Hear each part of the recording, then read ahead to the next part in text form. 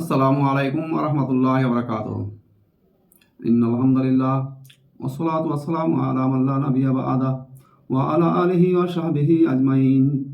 আউযু বিল্লাহি মিনাশ শাইতানির রাজীম। বিসমিল্লাহির রহমানির রহিম। নুন ওয়াল কালামি ওয়া মা ইয়াসতুরুন। মা আনতা বিনি'মাতি রাব্বিকা বিমাজনুন।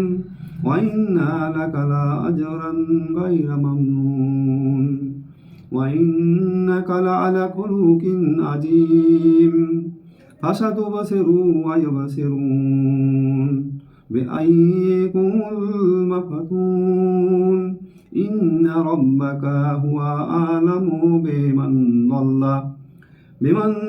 ضل عن سبيله وهو أعلم بالمهتدين فلا تطع المكذبين ودوا لو تدهنوا فيدهنون ولا تطع كل هلاف مهين هماز مشاء بنميم مناع للخير معتد أثيم عتل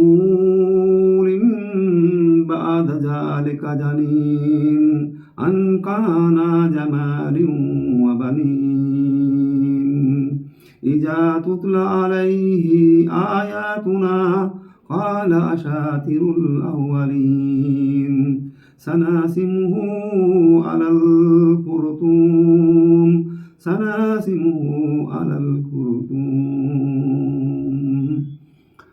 সম্মানিত দেশ বিদেশের দর্শক শ্রোতা মণ্ডলী, যাবতীয় হামদ প্রশংসা গুণগান মহান আল্লাহ রাব্বুল আলামিনের, যিনি আমাদেরকে কোরআনের এই আলোচনায় অংশগ্রহণ করার তৌফিক দান করেছেন। মহান আল্লাহর দরবারে আমরা শুকরিয়া আদায় করছি, আলহামদুলিল্লাহ। অতঃপর দরুদ ও সালাম, শান্তির ধারা বর্ষিত হোক আমাদের বিশ্বনবী পথপ্রদর্শক সৈয়দুল মুরসালিন খাতামুন নবীন হযরত মুহাম্মদ মুস্তাফা সাল্লাল্লাহু আলাইহি সাল্লামের প্রতি। আল্লাহুম্মা সাল্লি আলাইহি আল্লাহুম্মা বারিক আলাইহি।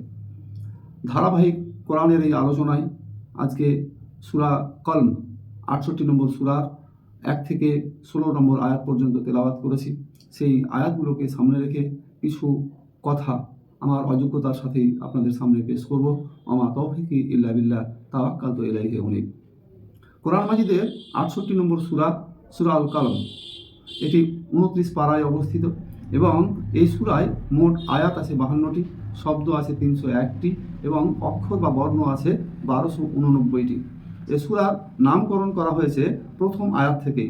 প্রথম আয়াতে বর্ণনায় দেওয়া আছে যে নুন ওয়াল কালামি ওয়া মা ইয়াসতুরুন। এই প্রথম আয়াত থেকে আল্লাহ রাব্বুল আলামিন এই সূরার নামকরণ করা হয়েছে। প্রথম আয়াত থেকেই কালামি শব্দটা ব্যবহার করা হয়েছে, তার থেকেই শব্দটির নামকরণ হয়েছে কালাম। এবং সূরা নাজিল হয়েছে মক্কায় এবং বলা যেতে পারে যে তাফসীর কারকরা লিখছেন বিভিন্ন তাফসীর গ্রন্থে যে মক্কি জীবনের প্রথম দিকের এটি সূরা, যে সময়ে ইসলামপন্থীদের উপরে জুলুম অত্যাচার নির্যাতন শুরু হয়েছে। যারা ইসলাম কবুল করেছে তাদের উপরে জুলুম নির্যাতন শুরু হয়েছে এবং নবী করিম সাল্লাল্লাহু আলাইহি সাল্লামকেও কাফের মুশরিকরা বিভিন্ন অপর নাম, খারাপ নামে ডাকাডাকি শুরু করেছেন, টিটকার বা আরও উন্মাদ, বিকারগ্রস্ত, পাগল ইত্যাদি বলেছেন। তা আল্লাহ রাব্বুল আলামিন নবী করিম সাল্লাল্লাহু আলাইহি সাল্লামকে এই সূরার মধ্য দিয়ে ধৈর্য ধারণ করা এবং তার চরিত্রের শংসাপত্র পেশ করেছেন যে দুনিয়ার মানুষ যা বলে বলুক, আমি আল্লাহ রাব্বুল আলামিন নিজে সাক্ষ্য দিচ্ছি, ঘোষণা দিচ্ছি যে তোমার চরিত্র পবিত্র চরিত্রের উপরে তুমি প্রতিষ্ঠিত।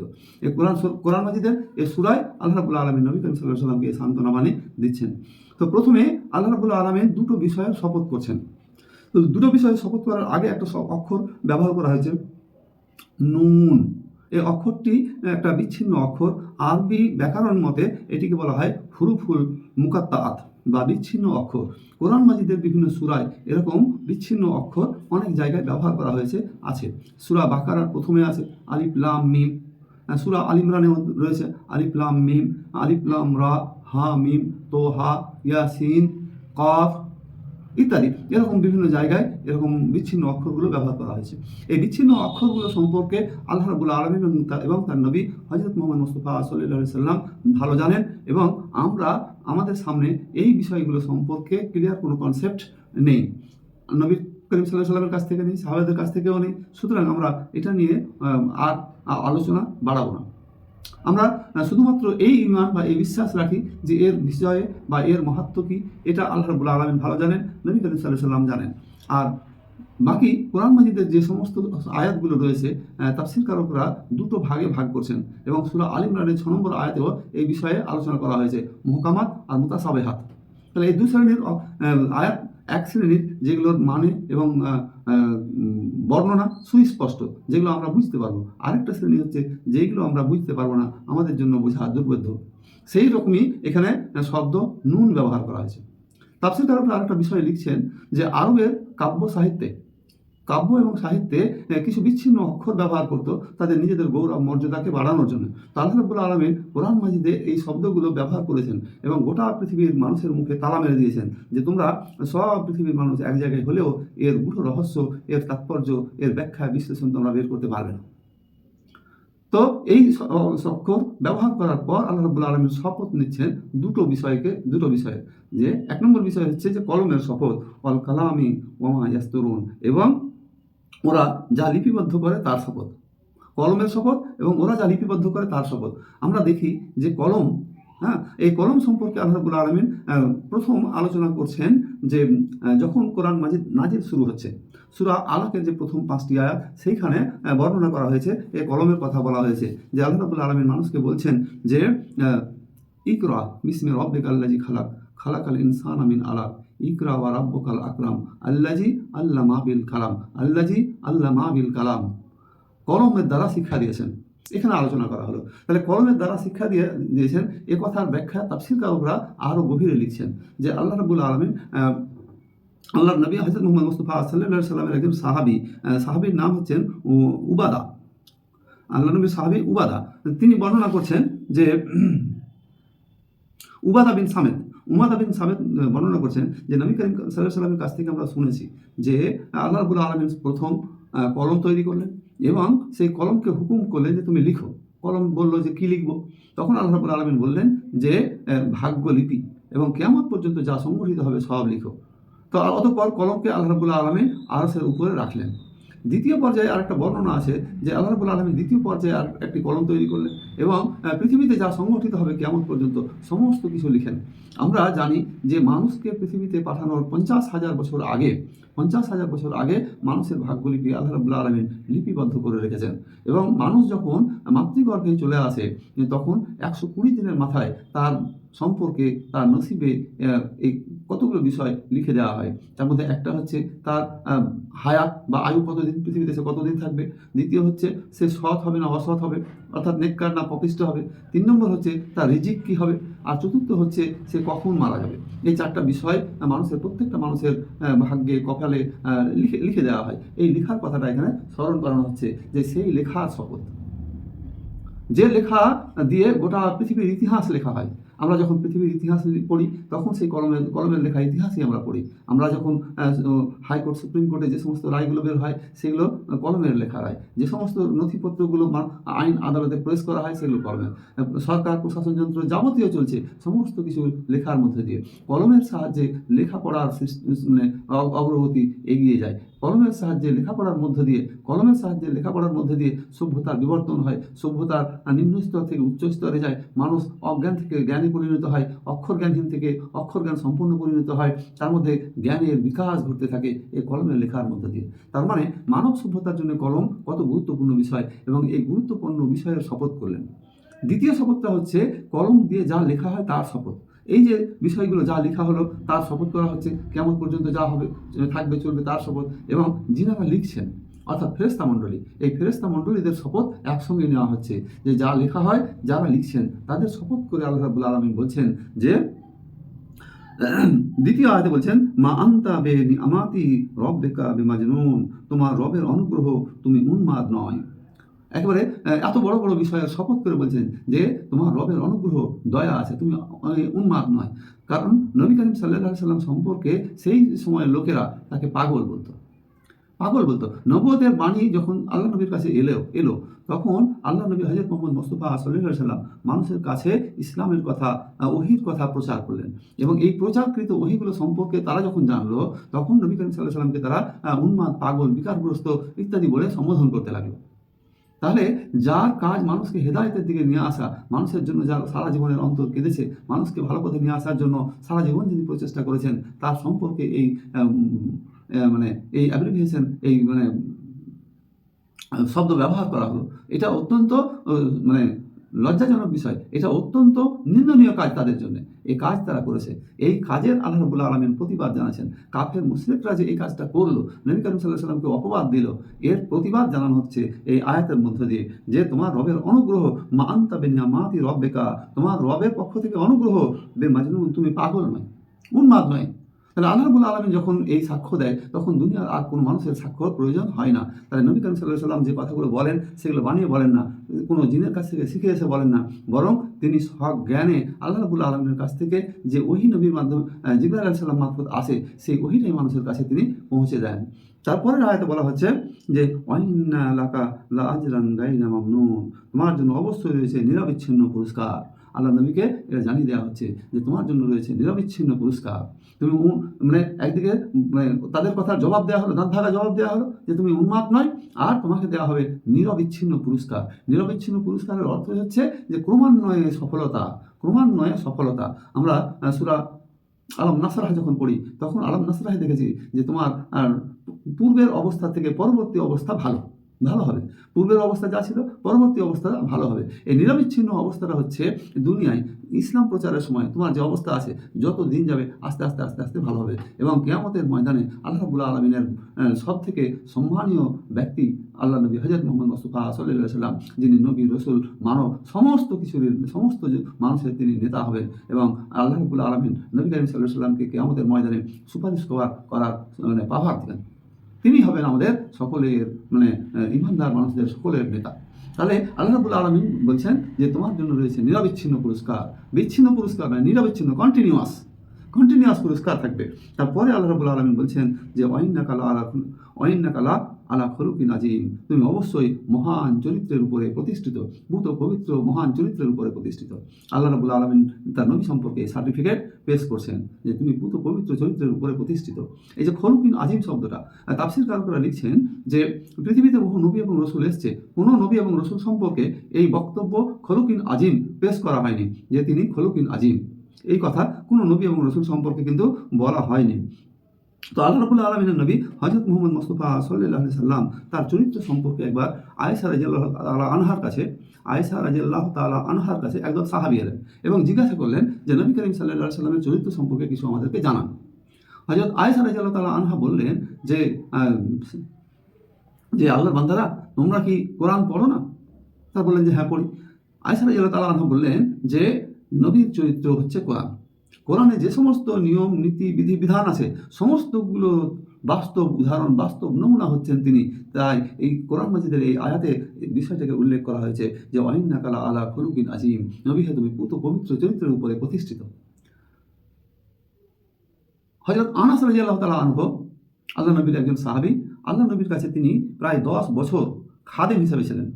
তো তিনি বর্ণনা করছেন যে কোনো দিন আল্লাহ নবী হযরত মুহাম্মদ মুস্তাফা সাল্লাল্লাহু আলাইহি সাল্লাম আমি ছোট মানুষ, আমাকে কখনো চোখ রাঙিয়ে গরম করে বকা দিয়ে কথা বলেননি, কোনো ভুল করলে আমাকে বকা দেননি, বরং তার হাত ছিল অত্যন্ত নরম, এত নরম যা আমি আর কারো হাত দেখিনি, এত নরম তুলতুলে হাত আল্লাহ নবী হযরত মুহাম্মদ মুস্তাফা সাল্লাল্লাহু আলাইহি সাল্লামের ছিল।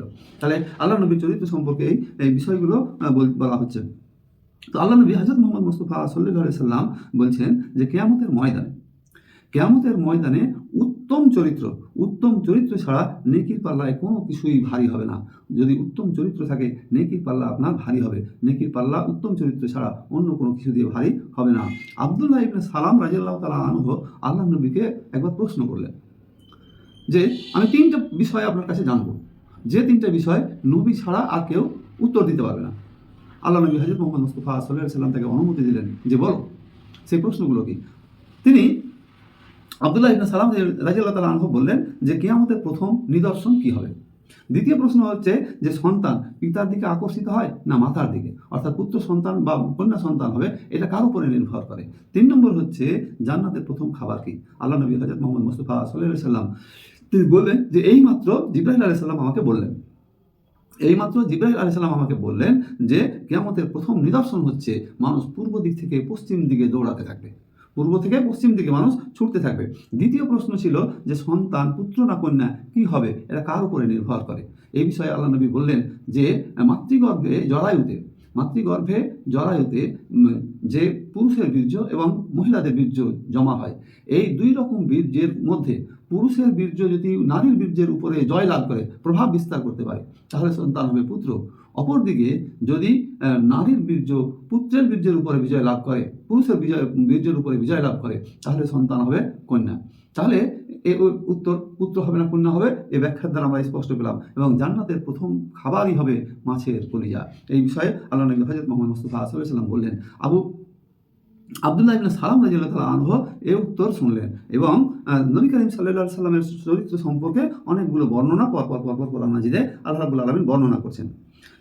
তো নবী করিম সাল্লাল্লাহু আলাইহি সাল্লামকে সেই সময়ের কাফের মুশরিকরা যেটা বলতো যে পাগল বলতো, উন্মাদ বলতো, বিকারগ্রস্ত বলতো, কিন্তু আল্লাহ রাব্বুল আলামিন তার ফায়সালা শোনাচ্ছেন যে ফাসাতুবসিরু ওয়া ইয়াবসিরুন, তুমি শীঘ্রই দেখবে এবং তারাও দেখবে, তুমিও দেখবে আর তারাও দেখবে। বেআইয়াকুমুল মাফতুন, তোমাদের মধ্যে কে বিকারগ্রস্ত, আসলে তুমি বিকারগ্রস্ত না এই কাফের মুশরিকরা বিকারগ্রস্ত উন্মাদ পাগল, এটা তুমি খুব শীঘ্রই দেখতে পাবে। ইন্না রাব্বাকা হুয়া আলামু বিমান দল্লা আন সাবিলিহি ওয়া হুয়া আলামু বিল মুহতাদিন, তোমার রব সম্যক অবগত আছেন যে কে সঠিক পথে আছে আর কে বিচ্যুত পথে আছে, কে ঠিক পথে আছে আর কে ভুল পথে আছে। তো আল্লাহ রাব্বুল আলামিন নবী করিম সাল্লাল্লাহু আলাইহি সাল্লামকে সান্ত্বনা দিচ্ছেন যে খুব শীঘ্রই তোমরা দেখতে পাবে যে কে বিকারগ্রস্ত আর কে ভালো। আর আল্লাহ রাব্বুল আলামিন সব জানেন যে কে বিকারগ্রস্ত আর কে বিকারগ্রস্ত নয়, কে সঠিক আছে কে বেঠিক আছে, কার আমল কীরকম আল্লাহ রাব্বুল আলামিন জানেন। এই পর্যায়ে এসে আল্লাহ রাব্বুল আলামিন তার নবীর হযরত মুহাম্মদ মুস্তাফা সাল্লাল্লাহু আলাইহি সাল্লামের চরিত্রের কিছু দিক তুলে ধরছেন। ফালা তুতিল মুকাজ্জিবিন, সুতরাং তুমি মিথ্যাচারীদের অনুসরণ করো না। এই যে তোমাকে তারা মিথ্যা অপবাদ দিচ্ছে, উন্মাদ বলছে, বিকারগ্রস্ত বলছে, তুমি এই মিথ্যাচারীদের অনুসরণ করবে না। তারপরে বলা হচ্ছে ওয়াদ্দু লাউ তুদহিনু ফায়ুদহিনুন, তারা চায় তুমি নমনীয় হও, তাহলে তারাও নমনীয় হবে। এই নমনীয় হওয়া, তাদের নমনীয় হওয়ার মধ্যে যে বিষয়টা আল্লাহ রাব্বুল আলামিন বোঝাতে চাইছেন, তারা কাফের মুশরিকরা আল্লাহ নবীকে প্রস্তাব দিয়েছিল। আমরা এর আগে সূরা কাফিরুনের আলোচনায় দেখেছি, সেখানে বলা হয়েছিল যে আপনি 1 বছর আমাদের রবের ইবাদত করেন, মূর্তি পূজা করেন, পরে 1 বছর আমরা আপনার রবের ইবাদত করব, এইভাবে ভাগাভাগি করে। তো ইসলামের আইডিওলজির জায়গায় এর কোনো সমঝোতা নেই। তো এই কথাটা এখানে আবার স্মরণ করাচ্ছেন যে তারা চায় বলতে এই কাফের মুশরিকরা চায় যে তুমি কিছুটা নমনীয় হও, তাহলে তারাও নমনীয় হবে। এই সমঝোতার রাস্তা ইসলামের আদর্শের জায়গায়, একাত্মবাদের জায়গায় নেই। একাত্মবাদের জায়গায় নেই যে তুমি তোমার ধর্ম কালো হয় ইসলাম মেনে নাও, আর না হলে তুমি তোমার ধর্ম আলাদাভাবে করো, আমি তোমাকে বাধা দেবো না। কিন্তু তোমার কিছু আমার কিছু মিলে আধি করে ভাগাভাগি করে এই নমনীয় অবস্থান নেওয়া ঠিক হবে, চলবে না। তো এই বিষয়ে আল্লাহ রাব্বুল আলামিন একেবারে স্পষ্টভাবে সূরা কাফিরুনে বর্ণনা করে জানিয়ে দিয়েছেন।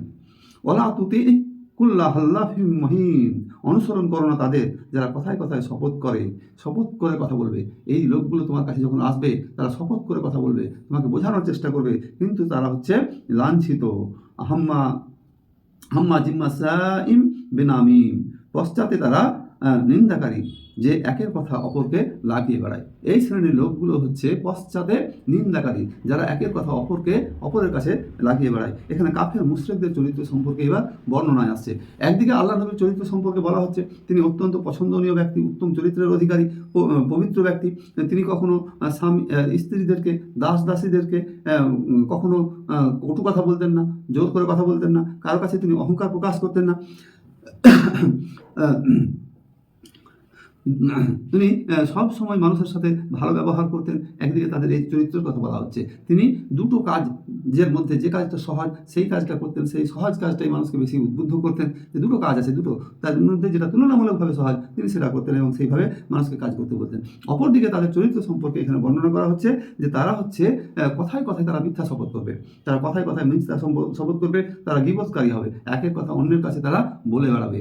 আল্লাহ নবী হযরত মুহাম্মদ মুস্তাফা সাল্লাল্লাহু আলাইহি সাল্লাম একবার একটা রাস্তা দিয়ে যাচ্ছিলেন, তো সেখানে তিনি দেখতে পেলেন দুটো কবর। তিনি বললেন যে এই কবর দুটোর মধ্যে আযাব হচ্ছে। তৎক্ষণাৎ তার সাথী সাহাবায়ে কেরামরা জিজ্ঞাসা করলেন যে কি কারণে আযাব হচ্ছে। আল্লাহ নবী হযরত মুহাম্মদ মুস্তাফা সাল্লাল্লাহু আলাইহি সাল্লাম বললেন যে তাদের মধ্যে একজনের প্রস্রাব সে নিয়ন্ত্রণ রাখতে পারত না, অর্থাৎ প্রস্রাব করার পর 2-4 ফোঁটা তার পরনে কাপড়ে পোশাকে পড়ে যেত, অর্থাৎ সে পবিত্রতা অর্জন করতে বা রক্ষা করতে পারত না। দ্বিতীয় আরেকজনের কথা বললেন যে তিনি একজনের কথা আরেকজনের কাছে বলে বেড়ান। তো এরকম চরিত্র সম্পর্কে, লোকেদের সম্পর্কে আরও অনেক হাদিস আল্লাহ নবী হযরত মুহাম্মদ মুস্তাফা সাল্লাল্লাহু আলাইহি সাল্লাম বলেছেন, বর্ণনা করেছেন।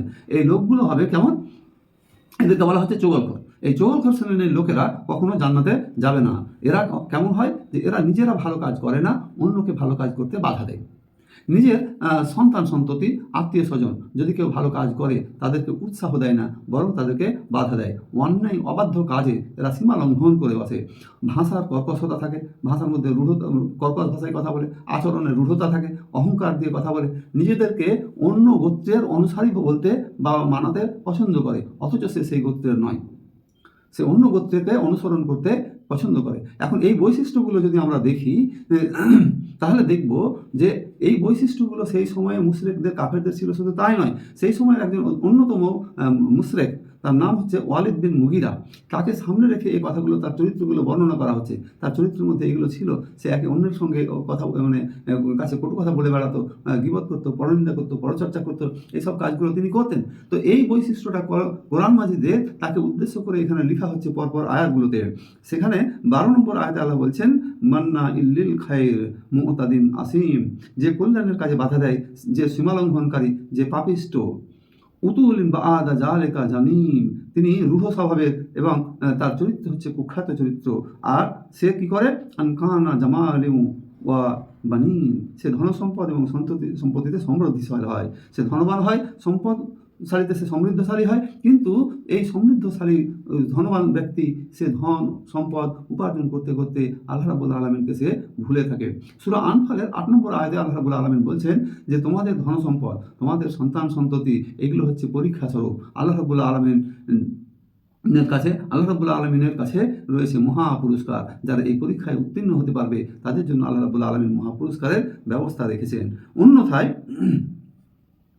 তারপরে এখানে বলা হচ্ছে যে ইজা তুতলা আলাইহি আয়াতুনা কালা আসাতিরুল আউয়ালিন, তাদের নিকট যখন কোরআনের আয়াত আলোচনা করা হয়, তেলাওয়াত করা হয়, তখন এটা বলে এটা সেকালের কথা, মানে এ কথা আর এই যুগে চলবে না। তাহলে কোরআন মাজিদ সম্পর্কে আল্লাহ রাব্বুল আলামিনের নবী বলছেন যে এর কার্যকারিতা কখনো শেষ হবে না, এর আধুনিকতা কখনো সমাপ্ত হবে না, এর প্রয়োজনীয়তা কখনো শেষ হবে না। সব কালে সব যুগের উপযোগী কিতাব হচ্ছে কোরআন মাজিদ। আর এই কাফের মুশরিক লোকেরা তারা কি বলছে?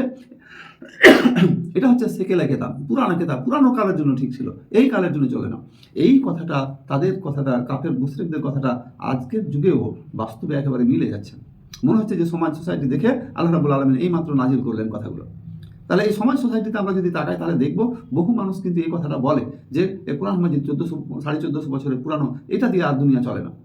তাহলে আল্লাহ রাব্বুল আলামিন এমন একটা কিতাব দিলেন যেটা দিয়ে দুনিয়া পরিচালনা হবে না, তাহলে আল্লাহ রাব্বুল আলামিন মানুষের কল্যাণের জন্য কি? তাহলে তাদের কাছে এই প্রশ্নটা আমাদের থাকে বা করা উচিত করি যে আল্লাহ রাব্বুল আলামিন যিনি সব জগৎ তৈরি করে দিলেন, মানুষের জন্য এই কিতাব দিলেন, তাই এই কিতাব দিয়ে জীবন চলবে না, জগৎ চলবে না, তাহলে আর কি চলবে?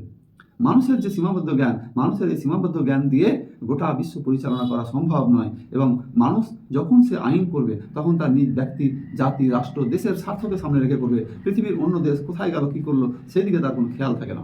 এই স্বার্থন্যাসী দুনিয়ায় মানুষের তৈরি করা আইন দিয়ে মানুষ সুখ পেতে পারে না। আল্লাহ রাব্বুল আলামিন এখানে দ্ব্যর্থহীন ভাষায় এই কথাটা মানুষের সামনে জানিয়ে দিচ্ছেন যে যারা এই কথাটা করবে, যারা এই কাজটা করবে বা করেছে, এই যে ওয়ালিদ বিন মুগিরার কথাটা বলা হলো, তাকে ইঙ্গিত করে তাকে সামনে রেখে এবার এই আয়াতটা 16 নম্বর আয়াতে বলা আছে, সানাসিমুহু আলাল খাইর সানাসিমুহু আলাল খুরতুম, আমি তার নাসিকা দাগিয়ে দেবো, কেটে দেবো। এই সম্পর্কে বর্ণনায় আছে, তাফসীরকাররা লিখছেন যে বদরের যুদ্ধে তার নাক কাটা গিয়েছিল এবং কিয়ামতের ময়দানে সে যখন উঠবে, তখন তার নাক কাটা অবস্থায় উঠবে। আল্লাহ রাব্বুল আলামিন সূরা রহমানের 41 নম্বর আয়াতে বলছেন, ইউরাফুল মুজরিমুনা বিসীমাহিম ফায়াখুযুহু বিন নাওয়াসি ওয়াল আকদাম ফাবিআইয়ি আলাই রাব্বিকুমা তুকাজ্জিবান।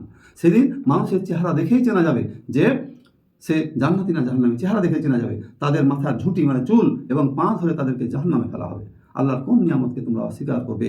পরে আল্লাহ রাব্বুল আলামিন বলছেন যে হাযিহি জাহান্নাম আল্লাতী ইউকাজ্জিবু বিহাজাল মুজরিমুন, এই সেই জাহান্নাম যে জাহান্নামকে তোমরা মিথ্যা মনে করেছিলে, আগুন এবং ফুটন্ত পানি দিয়ে পূর্ণ এই জায়গায় তোমাদের স্থান হবে। এখানে ওয়ালিদ বিন মুগিরার আলোচনাটা এই আয়াতে 16 নম্বর আয়াতে করা হলেও ওয়ালিদ বিন মুগিরার আচরণ বৈশিষ্ট্য কিয়ামত পর্যন্ত আছে এবং কিয়ামত পর্যন্ত এই শাস্তি তাদের জন্য থাকবে। তার আল্লাহ রাব্বুল আলামিন মানুষকে এই আয়াত দিয়ে সতর্ক করতে চাইছেন যে নবীর উপরে তোমরা যেন দোষারোপ করে না বসো, নবীর চরিত্রের উপরে তোমরা যেন কথা না বলো, বরং আল্লাহ রাব্বুল আলামিন চরিত্র সম্পর্কে সার্টিফিকেট দিচ্ছেন, লাকাদ কানা লাকুম ফি রাসূলিল্লাহি উসওয়াতুন হাসানা। সমস্ত মানুষের জন্য নবীর মধ্যে রয়েছে আদর্শ।